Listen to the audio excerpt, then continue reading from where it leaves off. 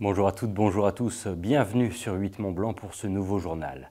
Nous sommes le mercredi 12 juillet 2023 et sans plus attendre, voici les titres que nous allons développer dans cette édition. Le tourisme 4 saisons est devenu au fil des ans un enjeu incontournable pour de nombreuses destinations de moyenne montagne. Nous verrons le cas de Passy Plaine-Joux qui a choisi de moderniser ses installations pour préparer l'avenir. Et puis entre les fortes chaleurs et l'arrivée des vacanciers, les services de secours sont aux aguets. Plusieurs incendies sont survenus en Haute-Savoie sans pour autant faire de victimes. Nous ferons le point dans quelques instants. Je vous l'évoquais en titre, alors que la saison estivale vient de débuter, Passy Plaine-Joux pense déjà à la suite. Le domaine skiable situé à 1300 mètres d'altitude va bientôt commencer d'importants travaux. Un chantier qui rentre dans le cadre du plan de requalification signé avec le département de la Haute-Savoie. Un nouveau télésiège devrait remplacer dans quelques mois 2 anciens remonte-pente, dotant Passy de nouveaux outils dans l'objectif d'un tourisme 4 saisons. Les précisions avec ce reportage de Sébastien Germain. À Passy Plaine-Joux, l'été a bel et bien débuté et nombreux sont les vacanciers à venir découvrir ce magnifique écrin coincé entre la chaîne des Fises et le Mont Blanc. Et ici, à 1352 mètres d'altitude, on a décidé de jouer à fond la carte du tourisme 4 saisons. La commune de Passy et le département de la Haute-Savoie ont donc signé ce mardi une convention de financement pour une requalification du site, avec notamment la construction d'un nouveau télésiège. C'est un télésiège à pince fixe, mais avec un tapis d'embarquement pour faciliter le départ, qui est vraiment calibré pour les familles et les débutants avec les enfants. Il y aura un système de maintien pour éviter les déséquilibres au départ. Il utilise le même tracé qu'un téléski actuel. On va légèrement le décaler pour qu'il soit un peu plus loin de la réserve naturelle. Et donc il a une vocation à tourner l'hiver pour améliorer le confort. Le gros de la clientèle de Plaine-Joux est débutante. Donc c'était un peu logique d'avoir un appareil de type siège pour les acheminés en haut du domaine. Et puis l'été, bien entendu, pour les randonneurs. C'est une formidable porte d'accès pour la réserve naturelle, mais pour les simples marcheurs où il y a un chemin qui est à plat qui permet de rejoindre le hameau des Aillères. Le futur télésiège, qui remplacera au final 2 remontées mécaniques, aura donc la vocation de renforcer encore un peu plus la diversification estivale que souhaite proposer le domaine de Passy Plaine-Joux. On a un des plus gros spots d'Europe en termes de parapente, ici à Passy Plaine-Joux. La randonnée bien entendu, la réserve naturelle, une montagne accessible, c'est important. On a une évolution importante de notre clientèle ces dernières années, notamment post-Covid. Les familles ont envie de redécouvrir ou de découvrir la nature et on a une mission dans ce domaine-là. Mais nous, on veut garder le caractère familial du site. Il n'est pas question de faire de programme immobilier, c'est impossible, c'est tout en zone rouge. Et ce n'est pas du tout l'objectif de la collectivité. Pour le département de la Haute-Savoie, cofinanceur du projet à hauteur de 50% du coût global, soit 1,9 million d'euros, l'implantation de ce nouveau télésiège est un signe fort. Car à l'heure où l'avenir du ski est incertain dans certaines stations, le conseil départemental montre là sa volonté de soutenir la dynamique des sports d'hiver à travers son plan alpin lancé en novembre 2021. Il y a la lucidité du département où à une certaine altitude, une certaine exposition, parce que ce n'est pas un coin à neige, bah oui, le ski va s'arrêter très rapidement. Et puis il y a une altitude moyenne où il faut commencer à accompagner à la diversification, c'est-à-dire que le ski va laisser petit à petit sa place à d'autres activités. C'est ce qu'on fait notamment ici avec le télésiège. Et puis il y a des stations d'altitude qui sont encore viables et autour desquelles on va pouvoir encore pendant plusieurs décennies faire du ski alpin. Si les délais sont respectés, le nouveau télésiège de Barmu sera opérationnel pour Noël 2023 et il permettra d'accéder aux 12 km de piste qu'offre le domaine skiable de Passy Plaine-Joux. L'actualité de ce mardi est également marquée par un violent incendie qui s'est développé en fin d'après-midi à Montrion. Il a touché le toit de l'école maternelle de la petite commune du Haut-Chablais. Il aurait débuté dans un champ situé en contrebas du bâtiment et bordant la route. Aucune victime n'est à déplorer, mais les occupants de 2 appartements situés au-dessus de l'école ont dû être relogés. Une enquête est ouverte pour déterminer les causes du sinistre, mais selon les premiers éléments, il pourrait s'agir d'un jet de mégots depuis la route toute proche. Une grande partie des effectifs des pompiers du Chablais ont été mobilisés jusqu'à 4 heures ce mercredi matin pour venir à bout des flammes. Des images signées Victoria Lopez.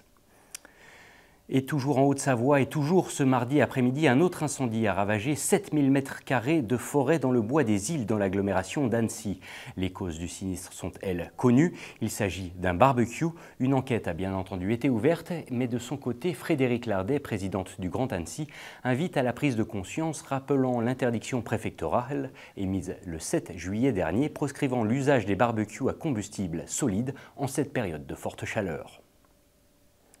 Et justement, les services d'intervention et de secours qui sont justement sur le qui-vive. Sur les bords du lac d'Annecy, 22 maîtres nageurs, surveillants de baignade et autres sauveteurs sont déployés depuis ce 1er juillet pour encadrer les usagers des berges.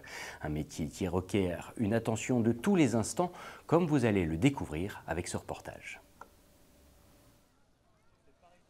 Pendant les mois d'affluence touristique, les plages annéciennes drainent chaque jour près de 3000 personnes en quête d'un peu de fraîcheur.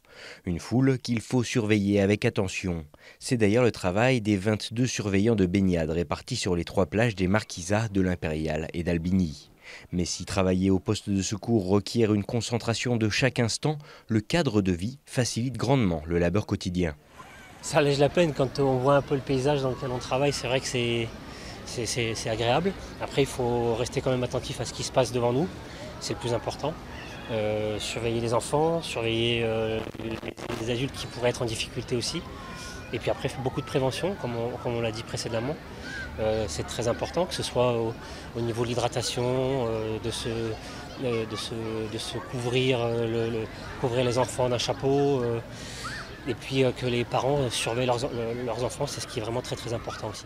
De nombreux messages qui passent petit à petit à force de répétition au fil des années. Pourtant, la prévenance reste encore aujourd'hui essentielle pour garantir la sécurité des vacanciers. On voit énormément de gens avec crème, casquette, qui s'hydratent et surtout qui mangent à l'ombre. Les crêpes au soleil, on n'en voit plus beaucoup maintenant. Ce qu'on retrouve le plus souvent, ça va être de la bobologie, ce que nous on signifie comme bobologie. Donc on a beaucoup de piqûres de guêpes. On a souvent des gens qui marchent sur un peu des débris, des morceaux de verre, des cailloux, donc il y a des petites coupures, des choses comme ça. Et puis surtout, le gros truc pour les parents, les grands-parents, c'est surveiller les enfants. Ça, c'est vraiment primordial. Avec près de 1000 personnes fréquentant chaque jour les zones de baignade annéciennes, la vigilance reste donc de rigueur. Car si la carte postale attire toujours autant de visiteurs, des drames continuent chaque année d'entacher la quiétude de nos territoires. On reste dans la fraîcheur des eaux haut-savoyardes pour désormais partir à la découverte d'une activité qui gagne chaque année de nouveaux adeptes. En provenance directe d'Amérique du Nord, le packraft se développe petit à petit dans les Alpes. Une pratique qui consiste à prendre sur son dos une embarcation gonflable ultra légère pour rejoindre à pied ou à vélo une mise à l'eau et profiter d'une descente au fil du courant. La rivière du Gifre en Haute-Savoie se prête particulièrement bien à ce nouveau sport d'eau vive. Victoria Lopez a suivi un groupe de vacanciers sportifs jusqu'au bout du monde. Regardez. Naviguer avec le courant en harmonie avec les éléments dans une petite embarcation gonflable. Sensation garantie. Avant de descendre le Gifre, ce groupe de vacanciers belges doit marcher environ 1h30. Vous avez vu un peu ce qui est derrière nous là? On est dans le cirque du fer à cheval. Donc on va marcher une petite heure, on va aller jusqu'au bout du monde. Donc le bout du monde, c'est un peu la limite entre la France et la Suisse. Derrière, tu as la falaise et après, c'est plus chez nous. Avec sur le dos 12 kg de matériel, ils découvrent aujourd'hui le packraft. Dans leur sac, ils emmènent une embarcation ultra légère à mi-chemin entre un kayak et un raft. Destiné aux sportifs aguerris, ce sport venu d'Amérique du Nord a débarqué il y a quelques années en France. Il mêle randonnée pédestre et pratique en eau vive. Un combo qui a séduit cette bande d'amis. C'est un peu un défi physique, c'est toujours l'amour de la nature. Ça, c'est vraiment ce qui nous anime tous. Et voilà, un petit peu être dans un défi physique et quelque chose de nouveau. C'est une découverte pour la plupart d'entre nous. Je pense qu'il y en a un d'entre nous, Cédric, qui l'a déjà fait. Pour le reste, c'est tout à fait nouveau. Je pense qu'on a tous un petit peu d'appréhension. Il y a eu des gros orages cette nuit, donc le niveau d'eau, on changeait, il change d'heure en heure. Donc quelque part, oui, il y a un petit peu d'appréhension, mais quelque part, on se lance, on verra bien. Donc ça va, on a le moral. Et du moral, il en faut pour se jeter dans une eau à 8 degrés seulement. Mais avant cela, et après plus d'une heure de marche dans un cadre somptueux, il faut préparer le matériel. Voilà. Les aventuriers n'ont plus qu'à gonfler leur raft, assembler leurs pagaies, mettre leur combinaison, leur casque et leur gilet. Un dernier briefing de sécurité. Par là, on va de l'autre côté de la rivière. Si j'ai la main qui est fixe, tendue d'un côté, c'est qu'on va s'arrêter de ce côté-là. C'est pas on s'arrête tout de suite. On va s'arrêter. Et c'est parti pour une descente de quelques heures pour rejoindre le village de Sixte Fer à cheval.